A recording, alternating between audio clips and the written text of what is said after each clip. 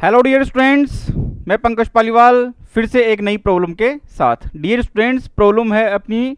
JEE advance 2023 की RC circuit से related problem है। तो देखिए, इस तरीके से अपने को एक सर्किट गिवन है जिसके अंदर बैटरीज और रेजिस्टेंस लगे हुए हैं और एक 2 माइक्रोफेरेड का कैपेसिटर लगा हुआ है। अपने को ये गिवन है कि जो 1 ओम रेजिस्टेंस है यहाँ पर, इसमें से 1 एम्पियर करंट फ्लो हो रहा है।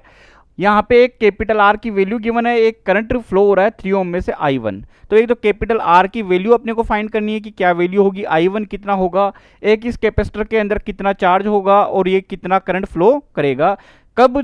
जब अपन इसको के को क्लोज कर दे। दो सिचुएशन है, के को क्लोज करने से पहले की और के को क्लोज करने के बाद की। तो देखिए, अपन सबसे पहले आते हैं, जब अपन के को अपन ओपन रखते हैं उस सिचुएशन के अंदर कैपेसिटर सर्किट के अंदर नहीं आ रहा है, तो मैं ये सर्किट को कुछ इस तरीके से बना सकता हूं। ये आर रेजिस्टेंस हो गया, ये 15 वोल्ट हो गया, ये हो गया यहां से 5 वोल्ट और ये बन गया यहां से 1 ओम और ये यहां से 3 ओम रेजिस्टेंस है, ये 3 ओम हो गया। इसके साथ में कोई बैटरी नहीं है, तो मैं इस तरीके से एक बैटरी लगा सकता हूं इसके साथ में 0 वोल्ट की, 0 वोल्ट की, और इसके अंदर करंट फ्लो हो रहा है यहां से I1। अब अपन देख सकते हैं यहां से कि ये तीनों को अगर मैं इस तरीके से एक बैटरी से कनेक्ट कर दूं ऐसे V वोल्ट की, और ये मान लेता हूं ये कंप्लीट वोल्टेज है वो V है, वो यहां पर गिरता है, तो इधर कितना गिरेगा 0 वोल्ट। तो यहां पर भी 0 होगा, यहां पर भी 0 होगा, यहां V रहेगा और यहां पर भी V रहेगा। अब मैं यहां से करंट मान लेता हूं कि इसके अंदर से I करंट फ्लो हो रहा है, तो इधर से इस वाली ब्रांच में कितना गया, यहां से 1 एम्पियर, तो ये 1 एम्पियर करंट हो गया, और इधर वाली में कितना जा रहा है यहां से ये नीचे से, तो ये कितना हो गया I1 हो गया। अब मैं ये ऊपर वाली ब्रांच ले लेता हूं, इसके अंदर मैं KVL लगा देता हूं, तो यहां से स्टार्ट होता हूं, तो V प्लस माइनस से प्लस की तरफ जा रहा हूं मैं सेल के ऊपर, तो ये प्लस का कितना हो जाएगा 15। अब रेजिस्टेंस के ऊपर आते हैं, रेजिस्टेंस पे करंट की डायरेक्शन में जा रहा हूं, तो माइनस का कितना होगा IR हो गया यहां से, और ये कितना होगा 0 इक्वस टू कितना होगा यहाँ से 0, तो V की वैल्यू यहाँ से कितने निकल के आ जाएगी 15, माइनस का 15 प्लस का कितना हो जाएगा IR। अब मैं ये सेकंड वाली सिचुएशन ले लेता हूँ यहाँ से, तो यहाँ ये तो कितना होगा V, यहाँ पर मैं KVL लगा देता हूँ, तो ये तो V माइनस से प्लस की तरफ जा रहा हूँ मैं, तो प्लस का कितना हो जाएगा यहाँ से ये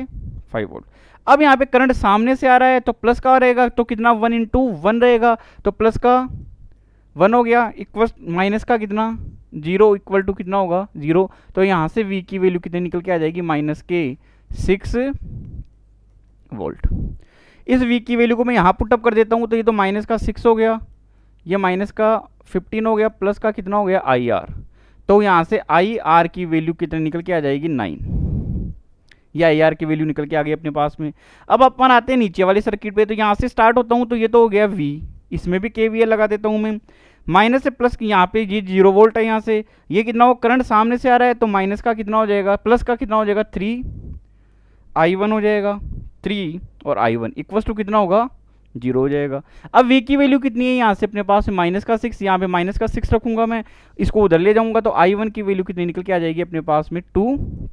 एम्पियर। तो I1 कितना है 2 एम्पियर, तो एक तो ये सही हो गया। जब अपन ने T is less than T note के ऊपर, इसका मीन्स अभी तक अपन ने स्विच को क्लोज नहीं किया है, तो इस कंडीशन में बी ऑप्शन तो अपना सही हो गया। अब इस वैल्यू को यहाँ से अपन देख सकते हैं कि ये करंट कितना हुआ यहाँ से 2 एम्पियर, यानी इसमें से 2 एम्पियर जा रहा है, इधर कितना जा रहा है 1 एम्पियर, इधर 2 एम्पियर, इधर से कितना आ रहा था I, इसका मीन्स I की वैल्यू कितनी हो गई 1 प्लस 2, यानी कितना हुआ यहाँ से ये 3 एम्पियर। अब अपन यहाँ से देख सकते हैं IR कितना है 9, तो I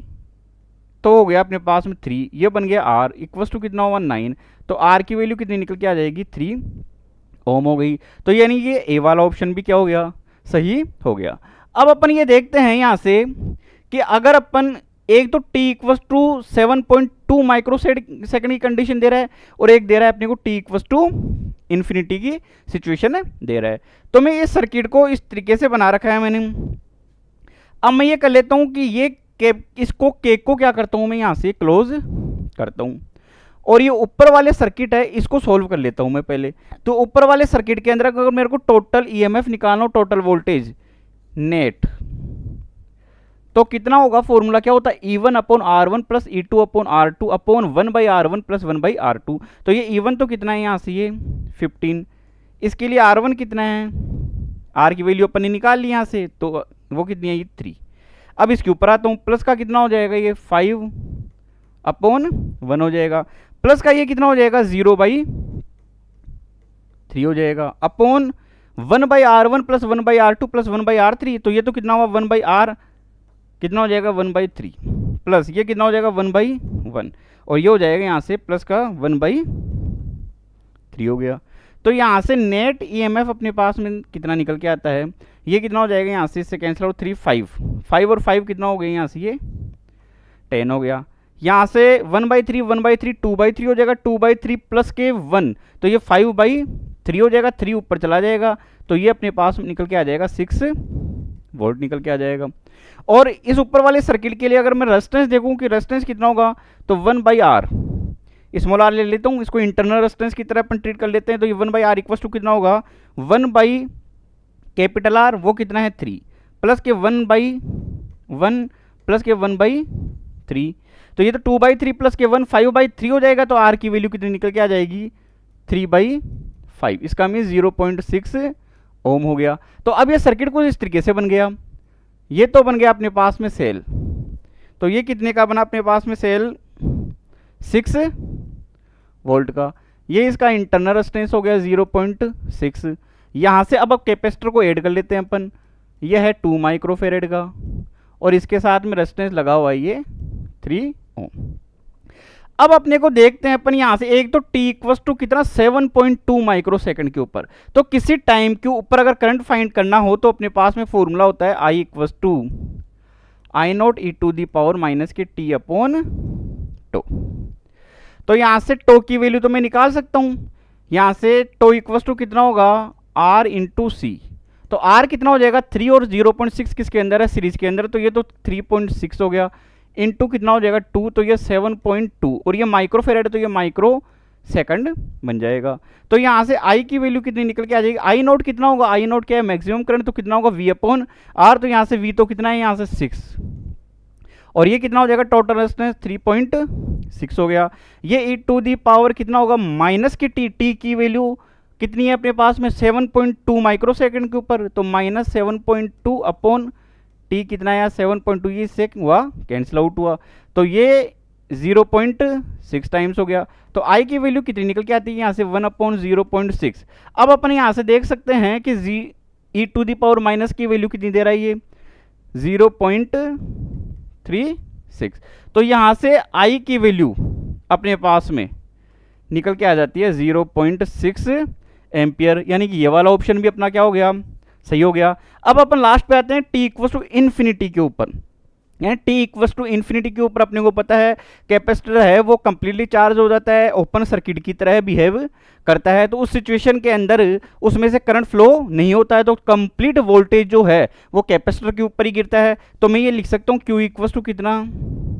c into we charge निकालना अपने को, तो c तो कितना हो गया अपने पास में 2 माइक्रो यानी 10 टू द पावर माइनस सी, और वोल्टेज है तो ये कंप्लीट वोल्टेज 6 किसके ऊपर गिर जाएगा 2 माइक्रोफेरेड पे, तो ये कितना होगा 6, तो Q इक्वल टू कितना हो जाएगा यहाँ से 12 माइक्रो कूलम। तो ये ऑप्शन भी सही हुआ, A B C और